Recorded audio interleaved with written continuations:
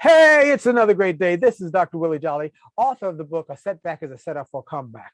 Booker T. Washington had to overcome lots of obstacles to start Tuskegee Institute. And he said the circumstances that surround a person's life are not as important as how that person responds to the circumstances. So look, remember that life is challenging and stuff will happen that you cannot control, but ultimately success is a matter of choice. The key to turning a setback into a comeback is to first decide to keep going.